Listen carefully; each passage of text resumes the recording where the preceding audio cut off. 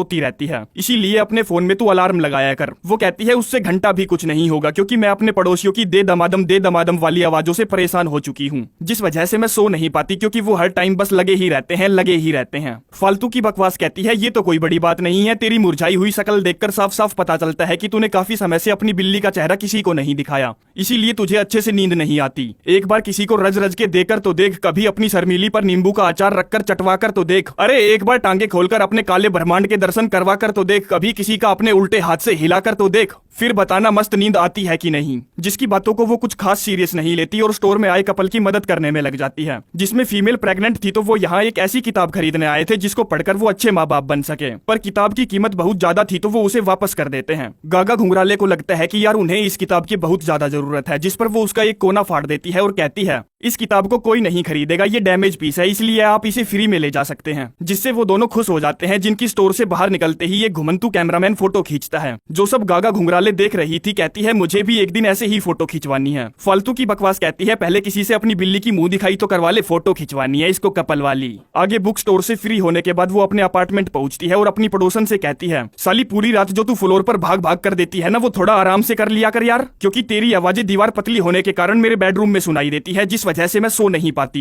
पड़ोसन कहती है, तेरे बेबस हालात के कदमों में मेरा समंदर नहीं झुकेगा, टूटा हुआ झाट का बाल कभी जमीन पर नहीं गिरेगा, और मैं तो ऐसे ही पूरी रात अपनी भाग भाग कर दूंगी जब तक मेरा मन नहीं भरेगा। अगर तुझे कोई दिक्कत है तो एक बार मेरे पहरेदार को बोल, तेरी पटक पटक के वो वहीं फाड़ देगा। गागा घुंघराले कहती है, मुझे हाथ में काला खंजर ही नहीं, आंखों में पानी भी चाहिए, आटे में नमक थोड़ा तेज चाहिए, सांड के दूध में गाढ़ापन ज्यादा चाहिए, मुझे साला लोड़ा भी खानदानी गधे का चाहिए। आगे पूरी रात वही होता है जो वो अपनी पड़ोसन को मना करके आई थी, जिनकी आवाजों से वो सो नहीं पाती, तो अगले दिन वो किराएदारों को बुलाकर अपने अपार्टमेंट को भड़वे पर चढ़ा देती है और किसी दूसरे घर में शिफ्ट हो जाती है, जो उसकी दोस्त फालतू की बकवास ने सजेस्ट किया था। जहां अपना सामान अनपैक करते वक्त उसे चमन चटोरा की फोटो दिखती है, जो कहानी की शुरुआत में दिमाग की नस फटने की वजह से टपक गया था। खैर अपना सारा साजो सामान जचाने के बाद रात में जब वो घड़ी दो घड़ी चैन से सोने की कोशिश करती है, तब साला 2 कौड़ी का टीवी अपने आप ही चल जाता है, जिसको वो बंद करने के लिए रिमोट का इस्तेमाल करती है, पर रिमोट काम नहीं करता। जिसको बंद करने के लिए वो उसका प्लग निकालने की सोचती है, पर वो तो पहले से ही निकला हुआ था। इतने में ही किचन की नल अपने आप चल जाती है, जिसको वो बंद करके डरी डरी इधर उधर देखने लगती है। तभी अलमारी अपने आप खुलने बंद होने लगती है, चीजें टूटने फूटने लगती है, तो वो भयंकर वाली डर जाती है।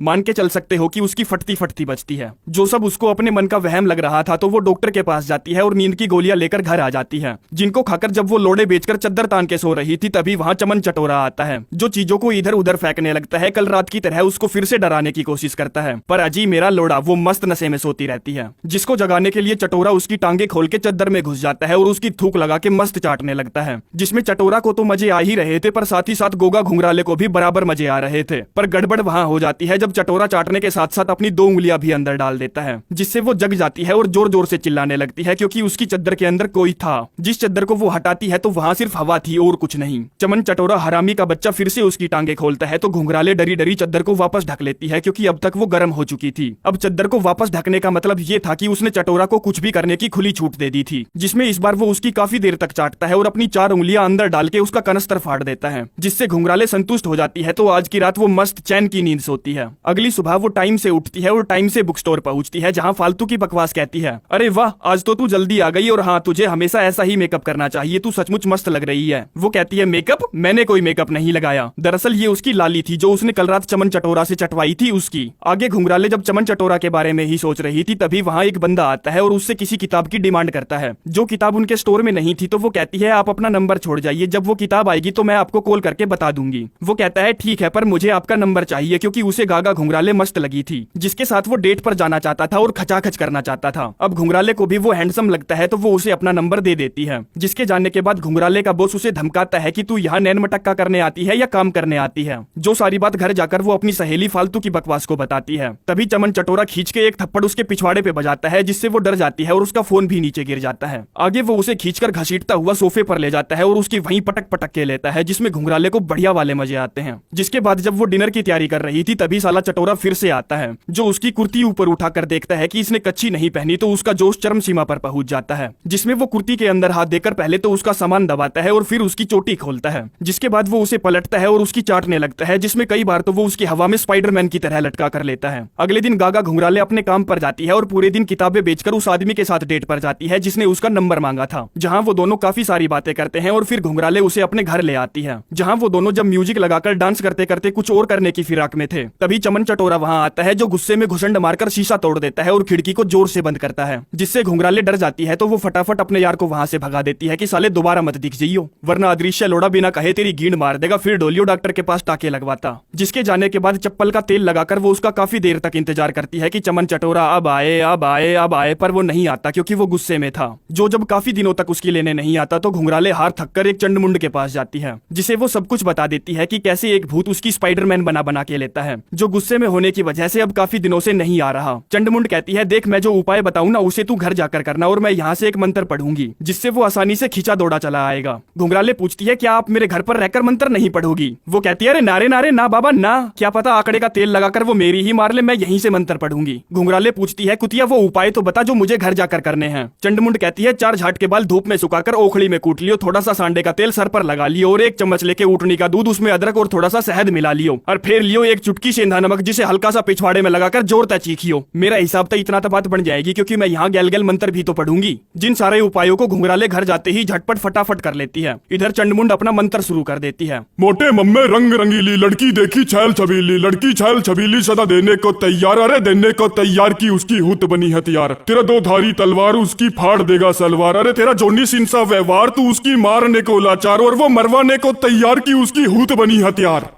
जिस मंत्र के पूरे होते ही वो जोनी सिंस का भतीजा आ जाता है और घुंघराले की पूरी रात घुमा घुमा के मारता है, जो सब इस बार लगभग महीने 1.5 महीने तक चलता है। फिर एक दिन बुक स्टोर पर फालतू की बकवास उससे कहती है, साली तू आजकल बहुत खुश रहने लगी है और तूने मुझे अब तक बताया भी नहीं कि तू किससे अपना कनस्तर फड़वा रही है। वो कहती है, सॉरी यार, चल मैं आज लंच में तुझे बताती हूँ। और कहती है, देख तुझे मेरी बात पर विश्वास नहीं होगा कि मेरे घर पर चमन चटोरा नाम का भूत रहता है, जो मेरी दिन रात लपक लपक के मारता है। मेरा यकीन कर, जब वो मेरी चाट चाट के लेता है ना, तो माँ कसम मैं दूसरी दुनिया में पहुंच जाती हूँ। इससे पहले तो मुझे पता ही नहीं था कि सीक्स क्या होता है, उसने मुझे सीक्स की डेफिनेशन सिखाई। पर फिर एक दिन वो गायब हो गया, जिसको वापस बुलाने के लिए मैंने एक चंडमुंड की मदद ली। फालतू की बकवास पूछती है, तो फिर क्या वो वापस आया? घुंघराले कहती है, आया ही नहीं, बहुत अच्छे से पेश आया। मुझे तो अब उसकी लत लग चुकी है, क्योंकि मैं बाकी मर्दों के साथ कभी मजे नहीं कर पाई। मैं उसके साथ घंटों तक नॉन स्टॉप बातें करती हूँ और वो बेकार मर्दों की तरह कभी बीच में नहीं बोलता और ना ही कभी मुझे टोकता। हमारी किसी बात पर भी बहस नहीं होती, वो तू मैं भी नहीं करता। ऊपर से साला मेरा बिजली का बिल भी नहीं आता, क्योंकि उसके अंदर शक्तियां है। तो वो मेरी फ्री में मिक्सी चलाता है, हीटर चलाता है, टीवी चलाता है, पंखा चलाता है, एसी चलाता है, सब फ्री में चलता है। मुझे मेरा टॉयलेट कभी गंदा नहीं मिलता, टॉयलेट पेपर हमेशा सही जगह पर होता है, टूथपेस्ट कभी भी बीच में से दबा हुआ नहीं मिलता, सारी चीजें एकदम परफेक्ट होती है।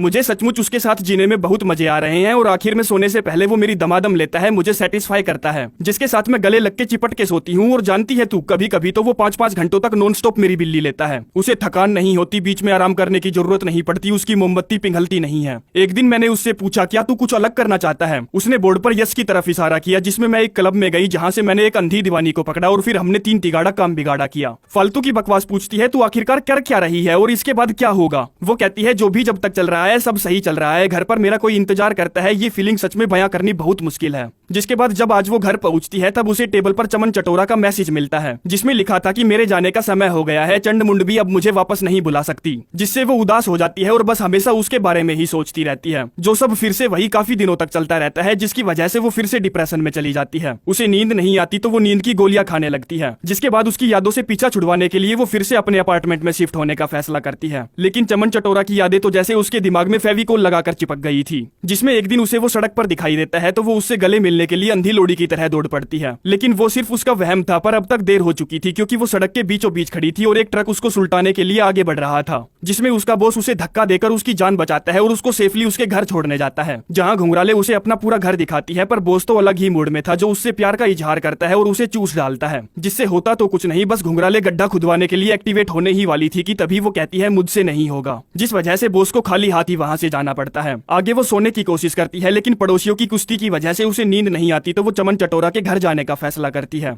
जहाँ वो चोरी चुपके अंदर घुसती है, तो घर के मालिक को लगता है कि कोई चोर घुस आया है। वो चमन चटोरा की फोटो उठाती है और बाथरूम में रखी हुई उसकी नींद की गोलियों की मुट्ठी भरकर अपने गले में ठूस लेती है। जिसके बाद वो चोरटा की फोटो को अपने गले से लगाकर टपकने का इंतजार करती है, जो कि सक्सेसफुली हो जाता है। आगे जब उसकी आंख खुलती है तो वो अपने आप को एक बैलून वाले जहाज में पाती है, जो जहाज लोगों को उस जगह ले जाता है जहां वो मरने के बाद जाते हैं। तभी उस एयरपोर्ट जैसी जगह पर एक दल्ला आता है जो उससे कहता है, पुनर्जन्म के लिए मेरे पास एक से बढ़कर एक फैमिली है, काले गोरे छोटे बड़े हर प्रकार के, हर धर्म के, हिंदू मुस्लिम सिख ईसाई जू। और देखिए ये कपल तो बहुत अमीर है, बहुत ही शांत स्वभाव का है, समाज में इनकी इज्जत भी है। तभी घुंघराले को वहाँ चमन चटोरा दिखता है, जिसको वो जोर से पुकारती है और दौड़ती हुई उसको गले से लगाने की कोशिश करती है। लेकिन अजी मेरा घंटा, वो दोनों एक दूसरे को छू भी नहीं पाते। वो कहती है, अजीब बात है ना, मैं मरी नहीं और फिर भी यहाँ हूँ। चटोरा कहता है, ये तो नामुमकिन है, यहाँ पर लोग सिर्फ तभी आते हैं जब वो टपक जाते हैं। वो कहती है, ओ तो ये हो ही गया, सचमुच यार ये जगह बहुत अच्छी है, मैं यार तेरे बिना रह नहीं पाई, इसलिए तुझसे मिलने यहाँ आ गई, तेरे साथ रहने आ गई। चटोरा कहता है, नहीं ये तो होने से रहा, क्योंकि पुनर्जन्म लेने के लिए हमें किसी परिवार के पास जन्म लेना होगा, ऐसे ही अडल्ट नहीं पहुंच सकते, जिसमें जन्म लेने के लिए मैंने एक अमीर ठाडे काले परिवार को चुना है।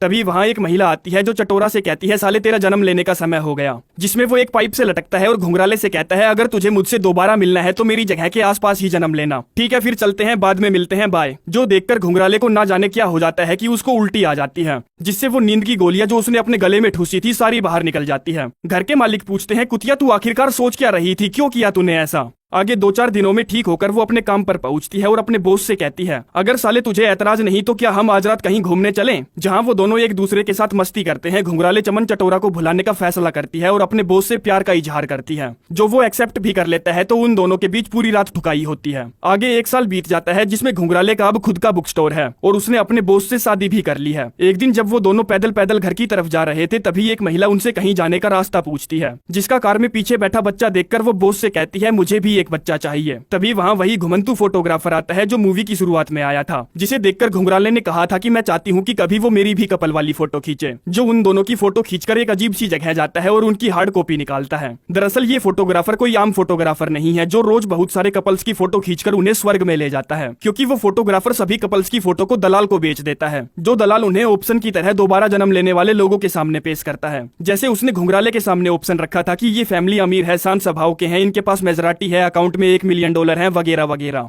जिसके साथ ही ये कहानी यहीं पर समाप्त हो जाती है।